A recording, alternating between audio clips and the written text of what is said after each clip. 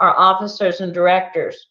And so, as you may have seen in the packet put forth for this year's officers and directors, our very fine president, Dr. Virginia Schmidt Parker, is retiring from the presidency. We thank her so much. Oh, I know it. I know it. Thank you, Virginia.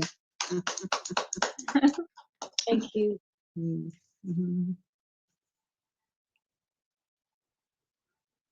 She's retiring as president, but I hope not retiring from the presidency. No, she's agreed to stay on the board, right, Virginia? Absolutely. I'm going to do a lot of hand holding. Delighted to stay aboard. It's a fun good. organization. We have a wonderful board and a lot of fun work to do. Now I can step down and research and write. I really want to look into more non-Caucasian early East Greenwich residents and what the indigenous Indians did on this land before white man came and took it over. So it'll be fun. Interesting. Well, we hope we can have a gathering when health regulations permit, but we thank you, Virginia, from the bottom of our heart. And you can't escape us. In terms of our other officers and directors, Tom Plunkett has graciously agreed to serve as president. You're stuck with me for another year as vice president. Gloria DePaola will be our recording secretary and put together these great meetings.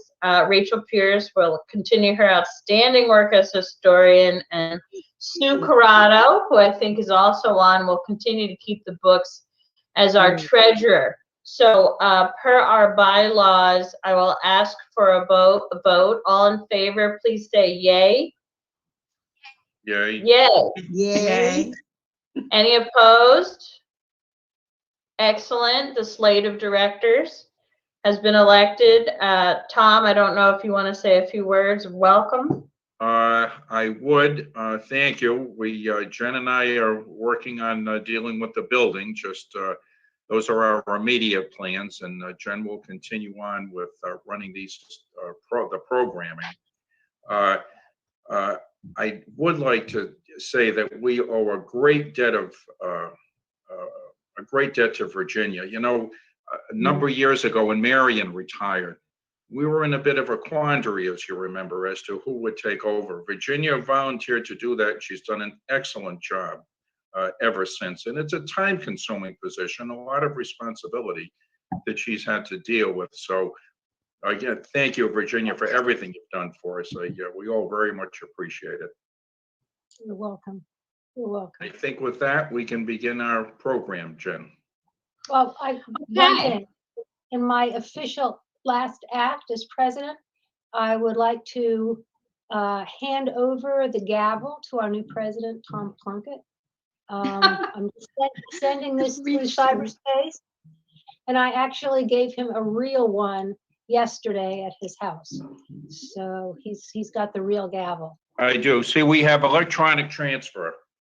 Oh, look at that. It's magic. Oh, wonderful. Well, thank you. As our speakers tonight, we have John and Deb Walsh, who are residents of East Greenwich and owners of the famous Rose Cottage.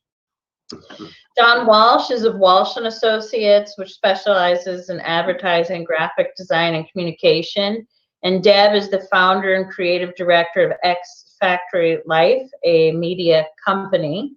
And they graciously agreed to share their story about how they bought and renovated Rose Cottage. So thank you very much. John and Deb, we'll turn it over to you. Sounds great. Hi, guys. Thank you for inviting us, and we're really psyched to tell you our stories, the good, the bad, and the ugly. I want to thank Gloria for getting in touch with me. I wrote a piece in the Providence Journal in January that was titled "This Old House, What Were We Thinking?" And after having read that, Gloria said that she'd like to have us come on and speak with you guys. So we're thrilled to be here. I'm going to share my screen now. And let's see here. Get that. Here we go. Let's try one more thing. Ooh.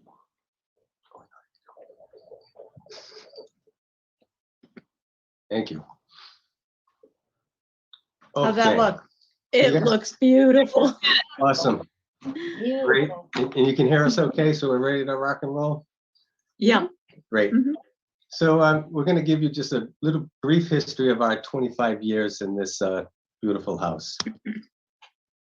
So what were we thinking? Here's how the piece started, just to get us into the story. The for sale sign had stood on the front lawn of Rose Cottage long enough for the elm towering overhead to shed its leaves twice, we would learn later. But the mid-19th century home with its Italianate facade beckoned my wife, Deb, and me, as though it had been built just for us. What were we thinking? Sure, the painted lady's gray clapboards looked as drab as a cloudy December day, which is when we first saw her. And the kitchen was a train wreck. But where others had detected deal-ending pitfalls, missing roof shingles, windows with no storms, an electric panel as old as Thomas Edison, we only saw potential. We walked through Rose Cottage's high-ceilinged rooms with, it must be said, rose-colored glasses. So what were we thinking? Before we get to that, just a little bit of background on the house. It's an Italianate. It was built in 1850. Probably the feature that we are asked about most is the cupola. It's got a octagonal cupola up top. Inside, it's got a beautiful suspended center staircase, 9-foot ceilings. It borders Academy Lane to the north, which when the East Greenwich Academy was across the street, school kids used to run up from Main Street to get to class. And then the name, Rose Cottage. So Rose Cottage once had beautiful trellises that ran up the front, and roses in the summertime would grow all the way up 3 stories. So that was the background on the romantic name. In terms of ownership, after Robert Allen sold once, it eventually came into the hands of William Sherman, who was the founder, editor, and publisher of the Rhode Island Pendulum. And it's said that he conducted Sunday school classes in the basement. Probably the most significant change of ownership is when the East Greenwich Academy purchased Rose Cottage in 1888, and then it was used as the principal's residence for 54 years. It was known for having the first musical academy in America. Electric lights were added to the academy, kind of one of the first institutions in New England. And Deb unearthed this, that there was a telephone in Rose Cottage in 1897, and the phone number was, you can play it tonight, 7774. We're playing it. In 1943, the Academy closed, and there was a change of ownership to Ruth Palmerly, who turned the building into an elderly home. And part of what she did is, you're going to see, she built out off of the front of the house to the point where it's even hard to detect, okay, where is Rose Cottage? Although the cupola was still up there, so it was in there. And that that home for the elderly ran for, I think, 17 years. There was subsequent owners, and eventually the house fell into disrepair. Robert and Barbara Sherman, that name Sherman's key to this house, clearly. They were the godsend for Rose Cottage, because as we'll show you, they were the ones that took on the enormous task of really unearthing Rose Cottage as it was. And as a side note, Barbara Sherman, after we bought the house, she stopped by one day, knocked on the door, and met with Deb and said, can I share pictures I have, history from this house? Because you should have them. They belong to the house. which was really just lovely that she did that. And I think we totally agree. The house, we're stewards of the house. We're there now. We love that house, but I think that it speaks very highly of Barbara Sherman that that house was the thing that needed to be passed along in her record of it. After the Shermans, the Moores lived in the house raised a family there for I think 17 years. And then Deb and I showed up one December, and we had 2 kids, ages 4 and 2, and Deb was pregnant with our 3rd one on the way. So why not take this on just to make things interesting? We had nothing else to do. So here are some cool old shots that Deb is kind of curated. This is a shot of Rose Cottage from the 3rd floor of the Academy building across the street. And on the left, you can see that road, that's Academy Lane to the left of the house. On the front, you can see the roses in front of the 2 windows there. Here's another one here. This is an engraving that was in the Academy catalog that again was given to us by Barbara. Again, you should have this. So we get a look at, this is I think in 1892, the catalog came out. I'm not sure when the drawing was made exactly. And this is inside our house, the reception rooms, beautiful parlors with those floor-to-ceiling windows where there would be gatherings, socials, all kinds of events for the school that the principal would host. Okay, now we're gonna get into the good stuff. So if you look up top, that is Miss Palmerly's house for the elderly. And if you look all the way to the top center of the picture, you can see the cupola up there. But what they did is they built off the front of the house. They built off that front porch and added rooms moving forward. There's a second door. So the house really was transformed, and it functioned like that for, it seems like 30 years, until in the lower photo, you see that the Shermans came and they took that addition off. And I just think that they were they did the big reveal. And you'll see that I think in stages, everyone has their work to do, I think, with these houses. And I don't know, I think that work was huge because I think it really saved the structure and just uncovered its beauty again. So this is what it looked like when Deb and I bought the house. So we bought it in January, right before it was New Year's Eve. I think we made the offer, and we moved in March. So let's see what was waiting for us. So there was work everywhere. There's work on the outside. It needed a new roof. It needed the exterior needed paint badly. Upstairs, this is actually the lower left-hand corner. That's the cupola. And, you know, there's a lot of plaster throughout the house that had come off of the laths.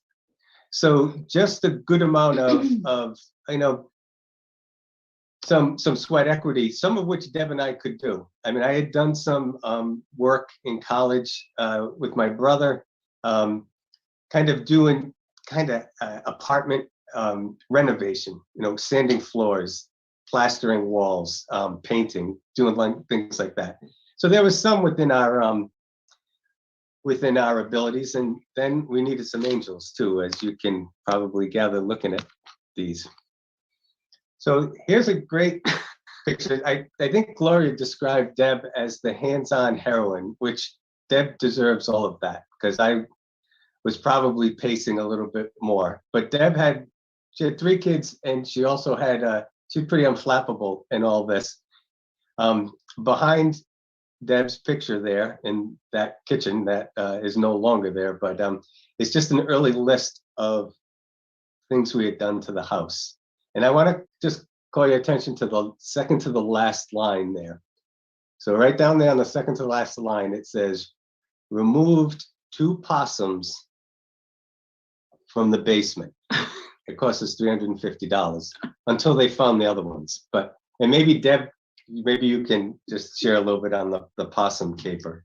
Everyone in an old house has a varmint story, right? So we smelled something funny in the house and we couldn't figure out what it was. Long story short, John went down in the basement one day and opened up this closet that was built in underneath the staircase where we had never opened it up, and inside saw these baby possums. He thought it was rats in the house. Turned out it was possums, and that they had gotten in the house somehow through the porch. And so we ended up calling this critter control guy who said, there must have been a mom in the house somewhere, and you don't want to hear this, but they can have up to 20 offspring per litter. So we were just like, oh my God, what are we gonna do? And I was about 8 months pregnant at that time. So everybody thought it was pretty funny.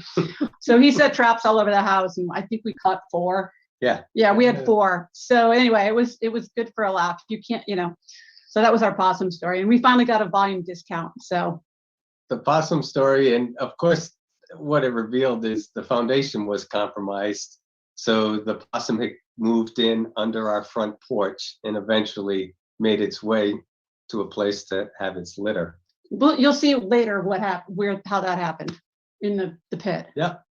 So meanwhile, we were raising a family in a demolition area. It's just like a total, it just every day something was getting worked on. And Deb says our kids always say, well, we just thought that was normal.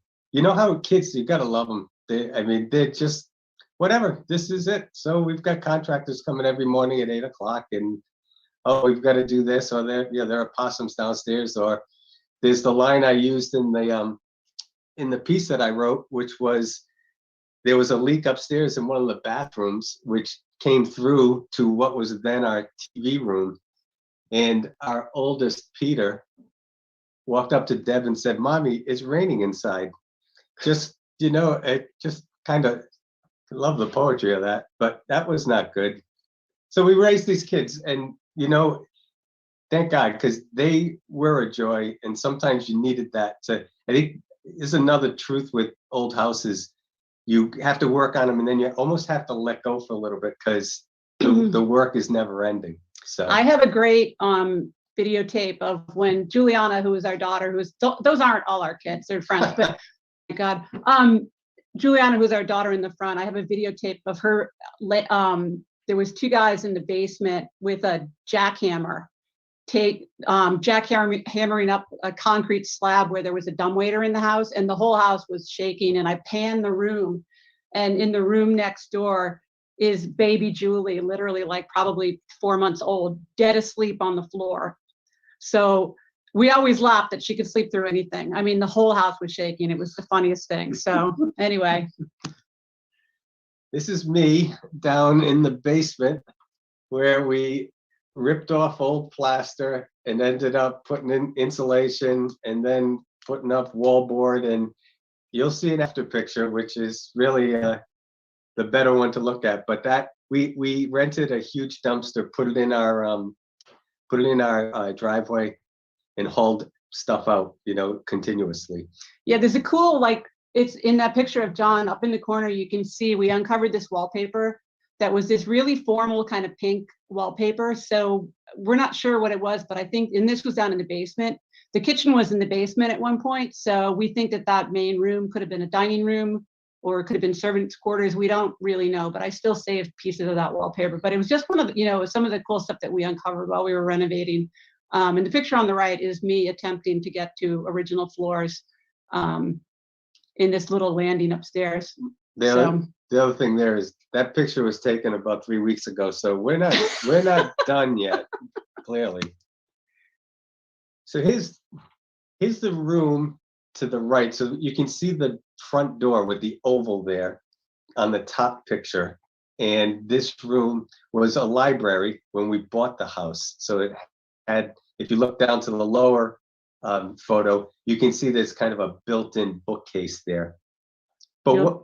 go ahead, Jeff. Yeah, so this is really one of the first things we had to figure out in the house was, so you walked into this main room, which is the right half of the house, and there was this wall butting up against this really beautiful bay window. And behind this wall that you see on the bottom left was a bathroom that opened into the kitchen. So basically you could wash dishes in your kitchen sink and shake hands with the guy that was like sitting on the toilet. So the first thing, one of the main things we wanted to do when we bought the house was figure out a way to take this wall down and reopen up this room on the first floor, because then it would be this beautiful open room really from front to back, which is what we did. But then it opened this can of worms in terms of how we were gonna figure out to situate a bathroom on the first floor of the house when there was only plumbing on one side of the house. So all those puzzles that you run into, obviously, when you're working in a house that's old. But we're gonna go through these kind of quick, and then you guys can ask us anything. So the picture on the right shows that same room with the wall taken down. And that's the door into what was the door into the bathroom and is the door into the kitchen. And the bathroom upstairs is the guy on the ladder is like working on plumbing upstairs. So it opened up the room, was really beautiful. But it led into this big question of where we're gonna put the bathroom. And then also because this door now is gonna lead into our kitchen, how we were going to design the kitchen to work, because there were so many windows in our house that were floor to ceiling. There really wasn't any wall space, not much wall space to actually design a kitchen around, you know, the way that you would do in a modern house. So. Okay, we take a little breather here, because regardless of all the work, the house had charm. There was all kinds of great things, even amid the mayhem. So, you know, Deb put together these pictures of our kids. There was an article in the Pendulum, I think, which is probably poetic justice, about us in the house. Other things that you could probably speak to better than I can. Yeah, the pink paint chips are, I kept finding there were pink painted ceilings throughout the house, which I think is really cool. And I have these paint chips now. I'm trying to figure out now what's going to be pink again. But there was some really cool stuff going on there. You can see in the map in the middle, the drone shot where we're situated, which is really beautiful. So from the top of the house, you can see the bay. The picture on the right is taken from inside the cupola. So you're literally sitting on the roof. And that's it. One thing we loved was the neighborhood. We knew the neighborhood was a great neighborhood, almost an anachronism, you know, just a real walkable local town neighborhood. So, and I think that those pictures, whether it's being near the water or being near Academy Field, or the fact that our kids could walk to all their friends' houses, that was a real plus. Oh, this is a good one. The 24 court decision, Deb. Yeah, so one of the first things we did was we decided we wanted to paint the house, and then we landed on that we needed this beautiful rose colored color, but reds are really hard to pick. So I ended up going back and forth to the Benjamin Moore store and ended up buying 24 test quarts of paint until we finally got the color right. It's pretty funny. You'll see in other shots, I mean, there are paint swatches all over this house. And there was some funny stuff. I mean, people came down to the final two that you see there, and people used to drive their car by and like roll their windows down and yell out which one they liked better. And I woke up one morning, the people were across the street from the school department in East Greenwich. And one day they all had like written their votes and pasted them up in the windows. So it was really funny. So we ended up with number 2 on the right, which we think is just beautiful. And great little tidbit. When we painted the house, which is, you know, whatever it was, 22 years ago, it was just number 1266 Benjamin Moore. But when we repainted it a couple of years ago, they have since renamed the paint Love Affair. So we just thought that was the greatest. Like, of all the, you know, names you could give a paint in the Benjamin Moore catalog, we got Love Affair. So we love that. Oh boy, plumbing games. So this is very soon after we bought the house. Mommy, it's raining inside. Well, there's a reason why it's raining inside. The clay pipes are just choked with tree roots. So that was a day we spent with this fine gentleman, and we had to put in a new pipe to the sewer. These are the war stories that. This is also how the possums, we found out later, got into our house because it disrupted all under the porch. I mean, it was fun. Good we were young. Oh, there's another good one. So the house was heated with oil, and this was a 1,000-gallon tank that was planted in the front yard. So we had a window to get it out before the DEM regulations became more, I don't know, They were changing the regulations. not onerous, but they Yeah, were they- going to be yeah. more. And so we ended up hiring a guy, and that was another one of those days, like just that picture alone, I looked at it, I'm like, I can't believe we did that. But That's about 5 feet from the front window. Yeah. Of the house. I almost had heart failure. Oh, but and they also, when we bought the house, they told us that the way you would check the oil levels, there was a square box sitting in the front yard, and they went in the house and got this like 15-foot long pole. And said all you do is like stick the pole down the hole in the middle of the yard, and that's how you can tell how much oil you have at the house. And we were just like, okay, that's gonna work. We didn't even think twice about it. But anyway, we switched so now we switched that over to we've got a gas heating system. But again, there's all the stuff we did that no one could see in the beginning. It was all that kind of just, you got to take care of the mechanicals in the house. But here we get to more fun stuff. So here's Rose Cottage becoming reborn. Deb, I'll give you the yeah, bath right now. we just wanted to show you how beautiful it was. So this is when we gutted the upstairs bathroom. When we moved in, there was 5 of us sharing one bathroom, with a French door on it too, which was great. We're a close family. So when they pulled it apart, there was like 5 subfloors and all this rot in there. So that was just the beginning. You'll see later what happened, but this is The master bath. there are 4 bedrooms upstairs in the house when we bought it, and just that one bathroom. We did, and inside inside this room on the top are the stairs leading up to the cupola. So after a whole lot of like rejiggering rooms, we finally figured out that we could steal some of the room from this bedroom in the lower right. And this wall came down next to the stairs. We moved it over about 6 feet and designed a bathroom in that space, which is what you see on the left below. So, and then there's a bedroom to the left of the stairs into the master bedroom. So we basically, and then we had plumbing on the other side of the house. So that essentially, we made a master suite, which is, I think that is a great addition to the house. And it also is access to the cupola. So very private, and just that was a great, that was Deb's idea. She figured that out after like 18 other things we had discussed. So, the studio space. So this is the room that you saw before with the wall down. What it looked like as it was done, we replastered it. There was a beautiful that's actually a new medallion that the guy that was our plasterer was great. He was from Newport, and he made a cast from one of the Newport, I don't know if it was from one of the mansions, but he had done a lot of work, and he recast one of the medallions from one of the Newport mansions. And so that's what that is there, which we think is beautiful. And then what was the little window in that bathroom over the toilet became a French door out to the deck, which we added on too. So you can see in the little inset picture what it was and then what it opened up to. So that was really a beautiful opening up of the whole right side of the house. One thing about our house is the windows, we have great natural light in that house, and that bay window is due south. And so it's very, very inviting space. And throughout the first floor, there are just these huge windows. The kitchen. Oh man, that was a big step. Go Yeah, ahead. so this is the kitchen. The biggest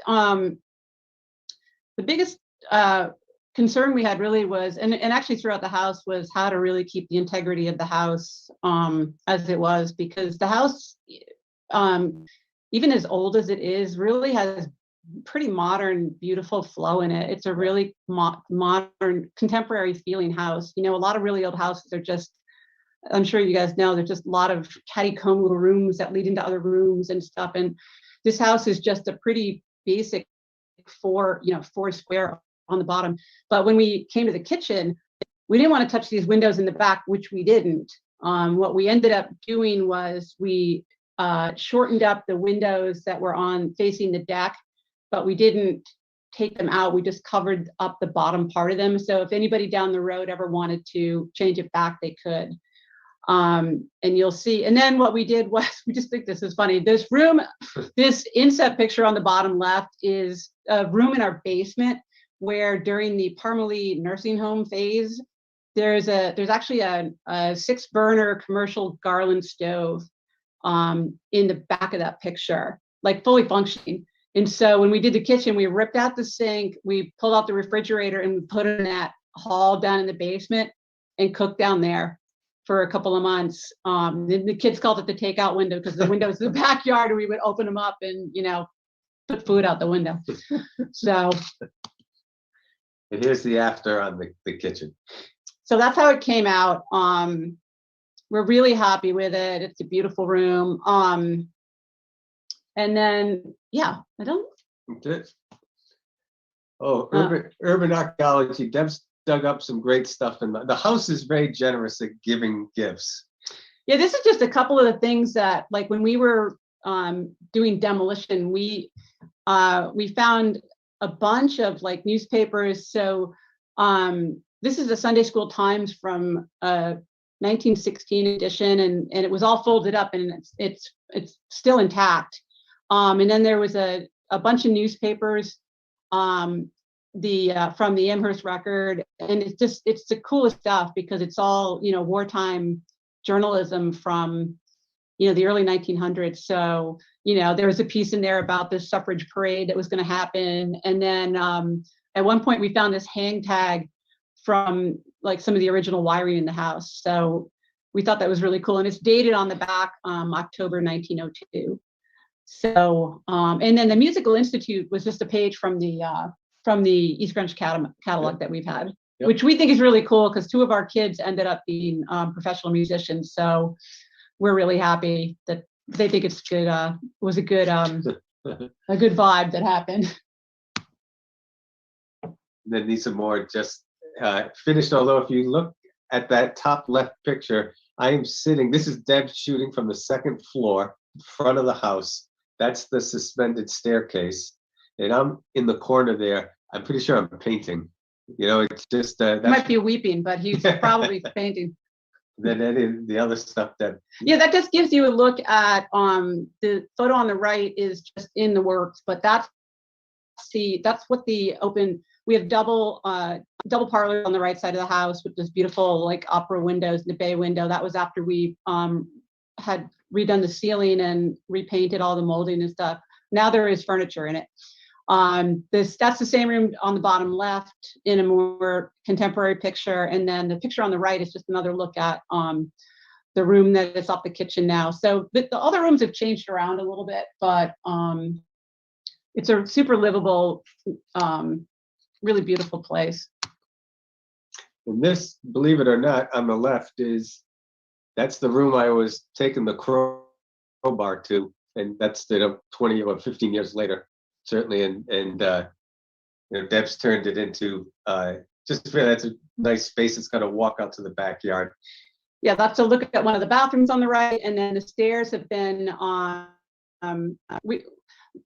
We're lucky that we haven't really had terrible problems with the stairs yet. We were worried about that because when we first moved in, they weren't wobbly, but the railing needed to be reinforced, and we ended up having that railing that you see on the right made as a reinforcement. But yeah, I think that's it. It's just some more looks at the downstairs. That's the left front side of the house. And then the bottom picture is a look at the deck that we have outside.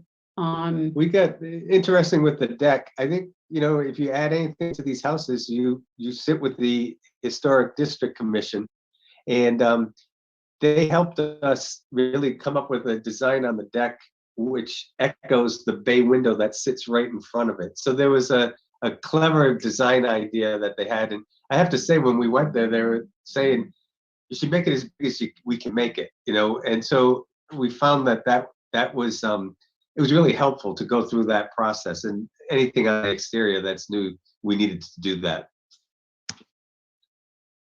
The gardens?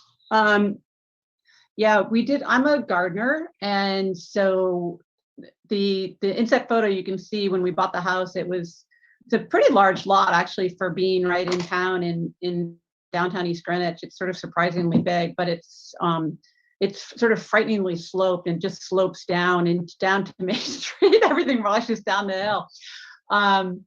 And so we undertook this renovation of the backyard pretty early on, and we brought in a bunch of backhoes. I worked with a landscape architect who was from Tiverton, who was great, and we figured out how to, we terraced the backyard, and then we took out these concrete steps that were right in the middle of that second hill, which were like, you know, cracked and falling down, and then we built in a new set of granite steps, which you'll see in the next picture. It was a big undertaking. So that's what it looks like From above? Yeah. more or less now from the deck. So there's this really pretty terraced curved garden. You can see, maybe you can see behind the tree, there's steps going down, and it goes down to the back. And just some shots from the roof. This is the view from the cupola, everybody's favorite place to go. And you can see the moon and the sunrise, and it's just a beautiful romantic space. It's about, I would say it's about 8 feet. Everybody always asks, it's about 8 feet in diameter inside. So you can put 2 or 3 people in there. You cannot put a hot tub in there, as some people have suggested.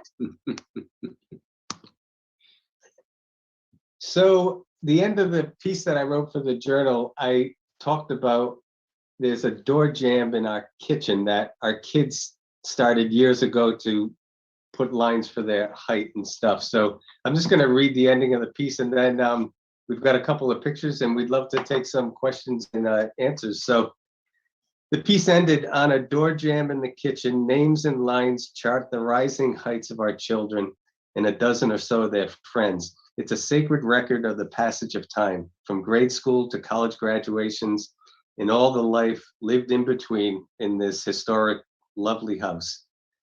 The house is ours, an old memory-filled, comforting place. What were Deb and I thinking? I'm pretty sure it was just that.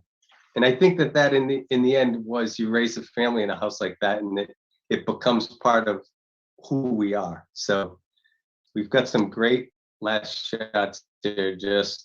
This is a shot looking at the house from, if you're familiar with town, Peirce Street, which is what we're on, is a one-way street. So this is the approach to the house. And you can see the porches on the back.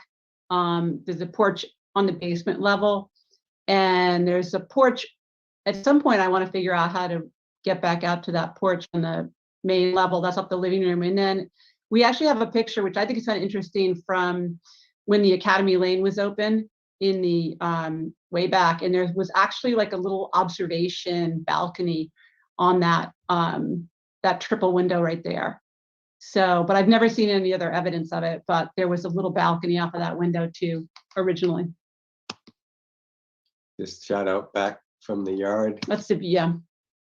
And this is another recent shot, so we're still at it. It says Deb was peeling heat gunning paint off of the front doorway moldings, and we painted that probably over Christmas or something.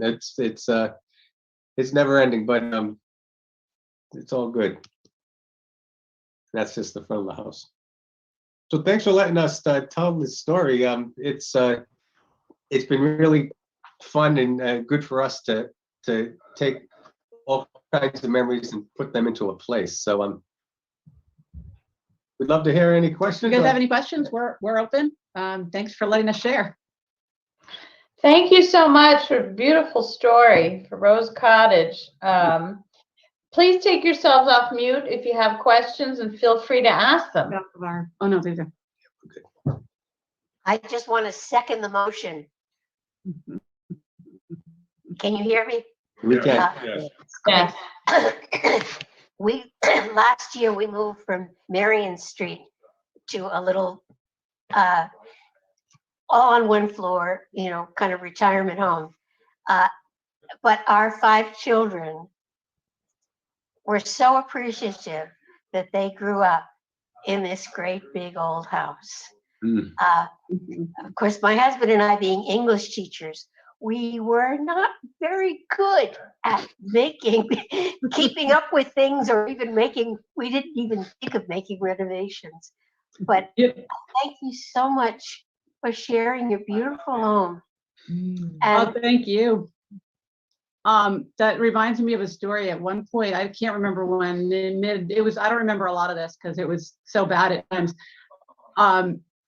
Somebody came into our house, and there was actually a workshop in the basement that we didn't really use as a workshop because we're not really woodworkers. But one of the guys walked in there and he looked around and he said, "I can tell 2 writers live in this house." I'm like, okay.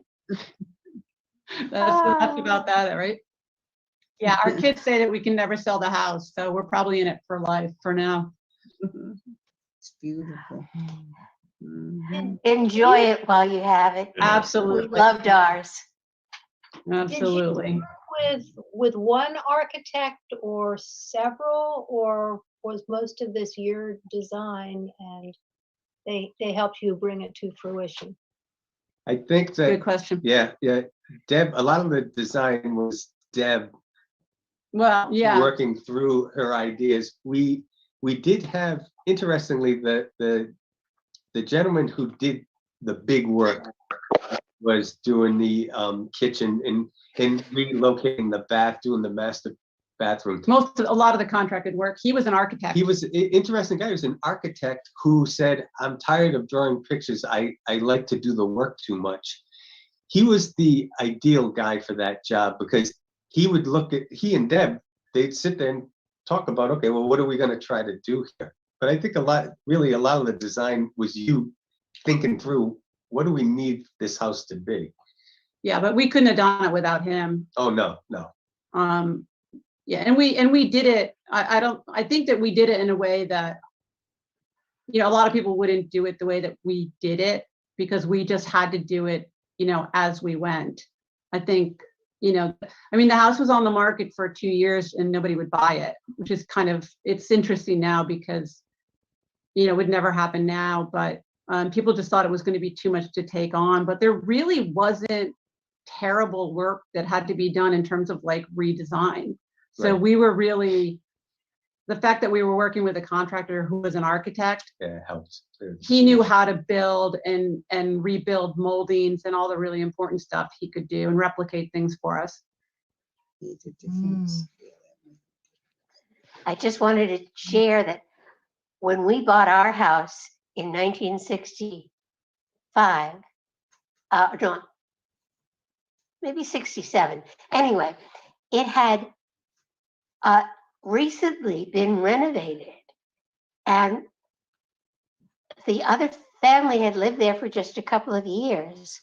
And so we moved into a house with a brand new kitchen, new bathrooms. But after 52 years, they weren't so new anymore. Yeah, we just hit that point last year. Like here we go again. Well, we never touched them. They worked fine. So we sold a blank pallet.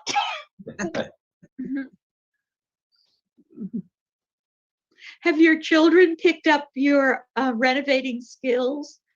No, 100% not. No. No. They've turned their back on. It's funny. I think They're not handy in any way. Yeah. Oh.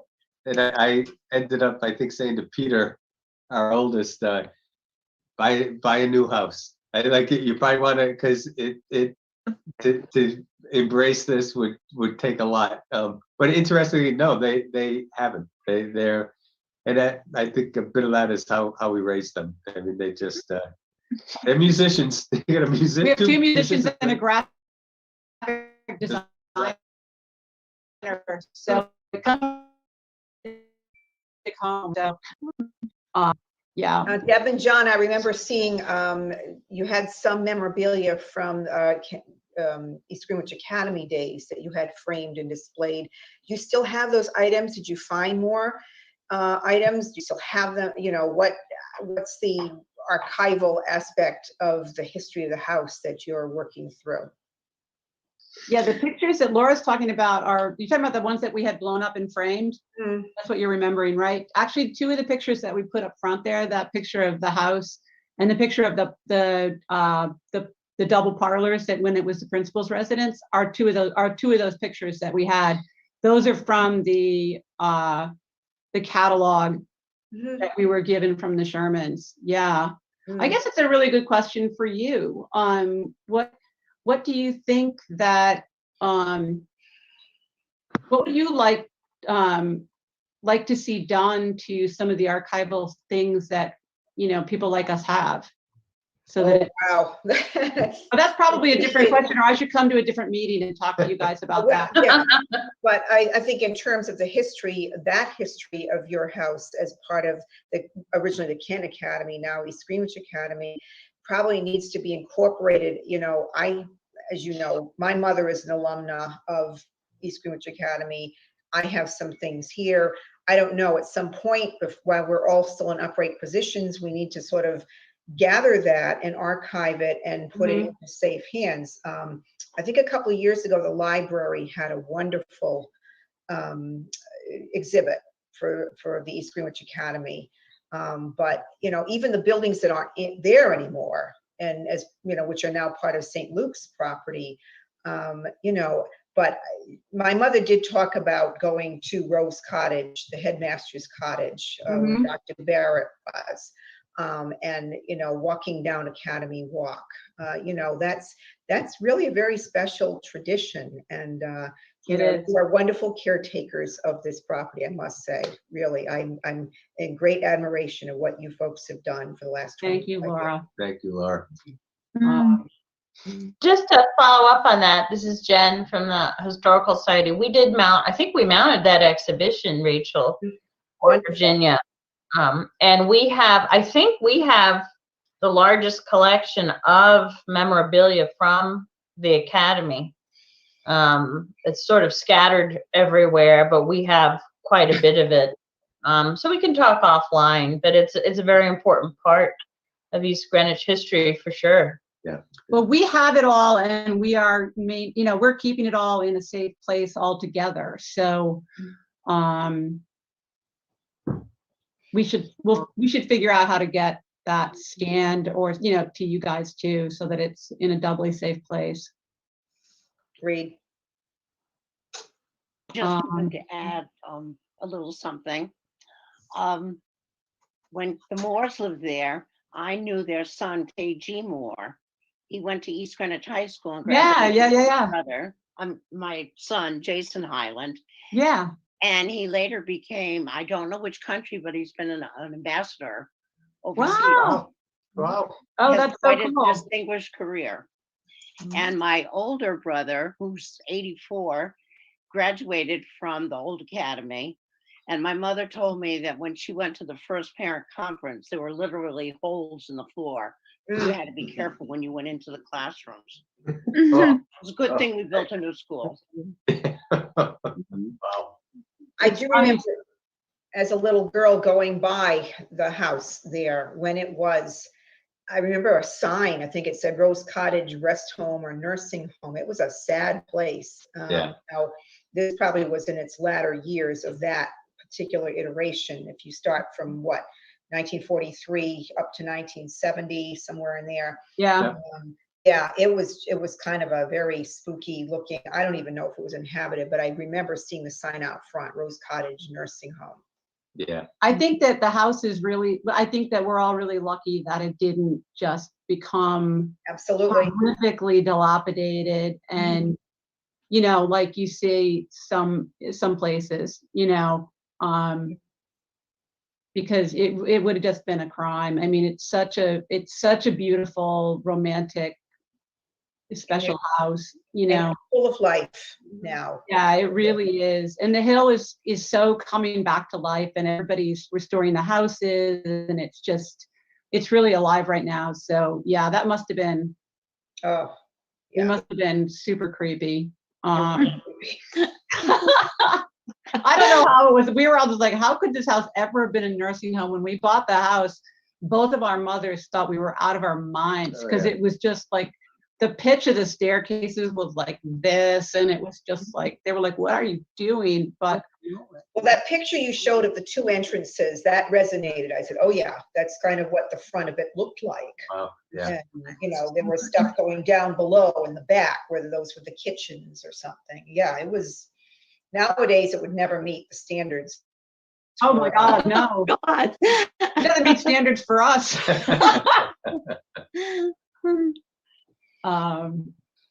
Yeah.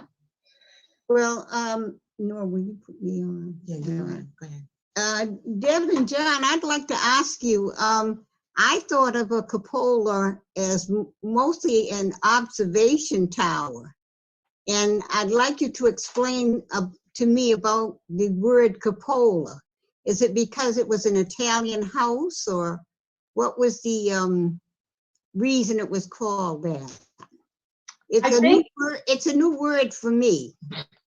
And I'm 92 years old, going on 92, and it's really a new word for me. Don't you love it when you get a new word? We do. We're wordy people. I mean, I didn't know it was a cupola. I mean, we were corrected when we first moved into this house. I mean, don't call it a widow's walk. It's a cupola. It's a cupola for sure. Which is, yeah, I mean, the cupola is, I'd have to do it again, but I mean, it's a really typical feature of the Italianate style houses, and they were, you know, a lot of them were square. They were built for, I guess they were built for ventilation and air circulation, but also for observation too. And I was on an architectural website recently that said, we didn't put it in here, but it said that, you know, there was some of the Italianate design was coming to New England, especially in towns that were, you know, picturesque. And East Greenwich was definitely a town that was picturesque, so it would have made sense.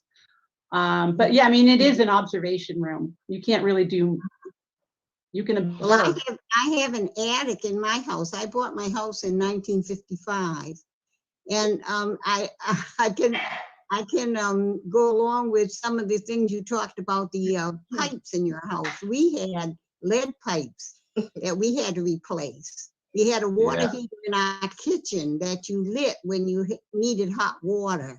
And we had a lot of the other features that you talked about. So I live in Boston, but I kind of understand what you're speaking about when you talk about an old house. My house is old, not quite as old as that, but it's an old house. And so I kind of go along with what you were talking about.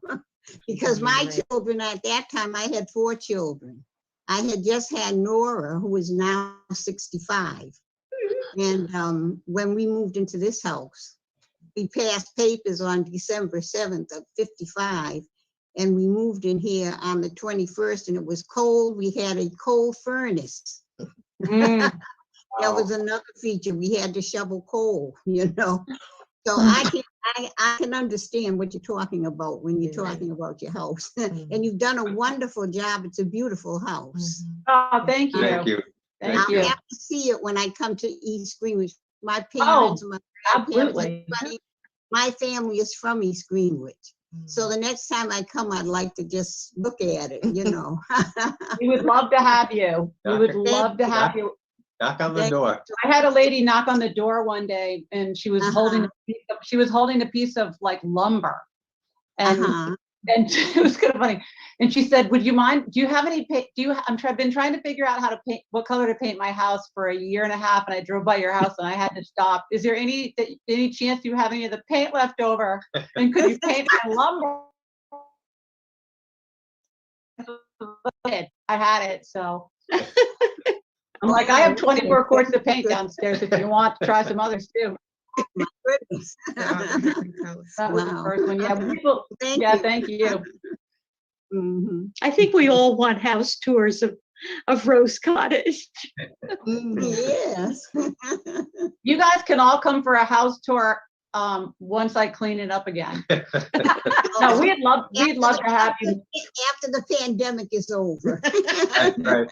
Oh, yeah, I'm telling you. That'll give you a chance to clean it up, right? Well, it's a good excuse to be messy again, because since we decided to start redoing everything again, now it just looks like it's this demo house again. So, Oh, right? Mhm.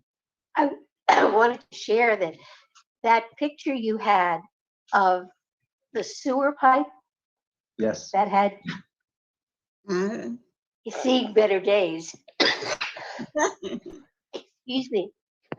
One of the last things that we experienced in our house was we were at the corner of Marion and Revolution Street.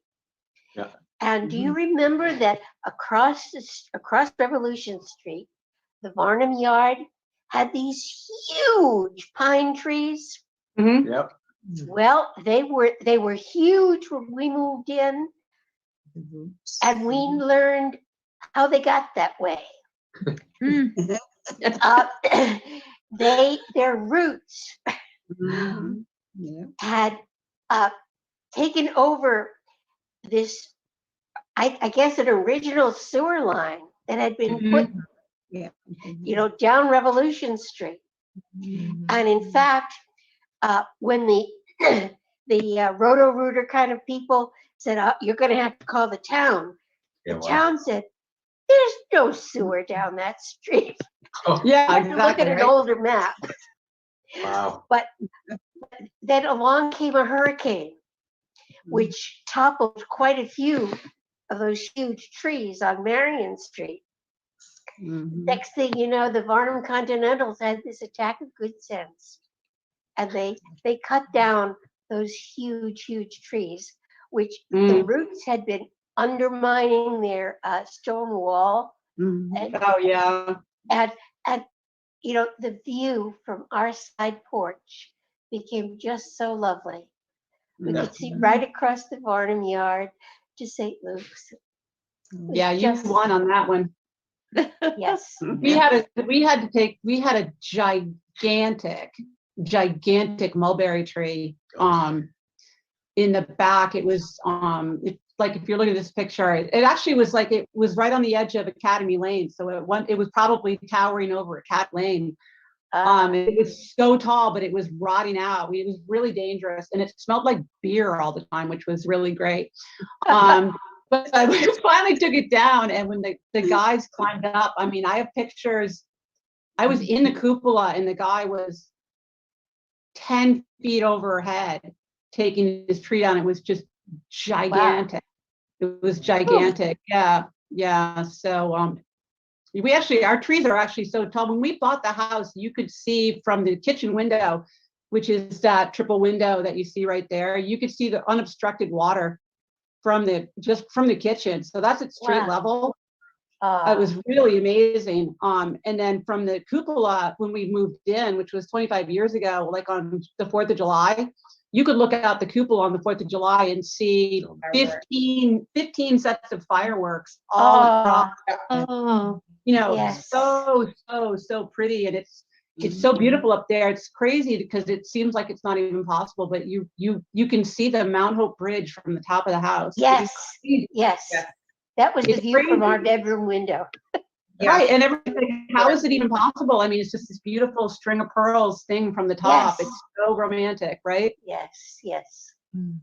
So the follow-up assignment to this presentation is for everybody to watch the movie The Money Pit. We've lived it. Oh God, I mean, when we got the possums, I mean, we also had flying. We were in California once, and the flying squirrel got in the house. I mean, they're traumatized for life, but we think it's funny. But yeah, live possums in your house when you have a 2-year-old, a 4-year-old, and you're pregnant is definitely like. Wow. oh, that's scary. Yeah. Well, the I very mean, I thought it was last, kind of funny. It was disgusting, but it was, the very last winter we were there, we we hosted a family of squirrels. Oh. And we avidly managed to, they set up baits and all this sort of thing.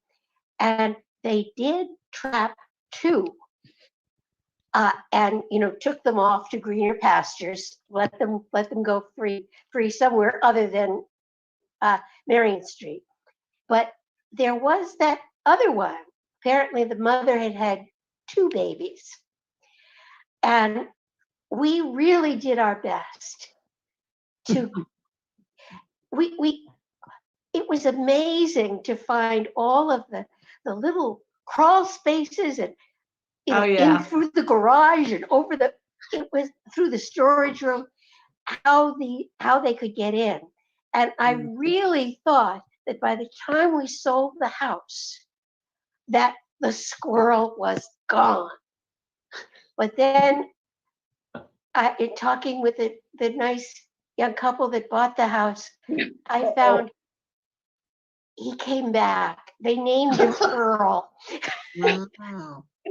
I think they might have gotten rid of him. I hope so. Yep. Everybody on the hill's got a rodent story.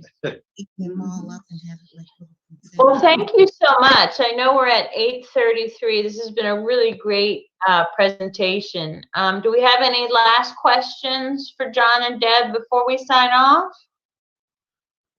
Thank you very much. A very nice presentation. Oh, thank you. Oh, I mean, yes. Jen, if you wanted to, if anybody has any questions, you could share one of our emails if you wanted to. If anybody wanted to keep in touch, we'd be happy to do that too. We'd love to hear from you guys. Thank you. Great. Thank you. Very much. Guys. Thank you. Have a great night, everyone. Okay, good night. Everybody stay Thank you. healthy. Yep, bye-bye. Thank you. Bye-bye. Bye-bye. Bye.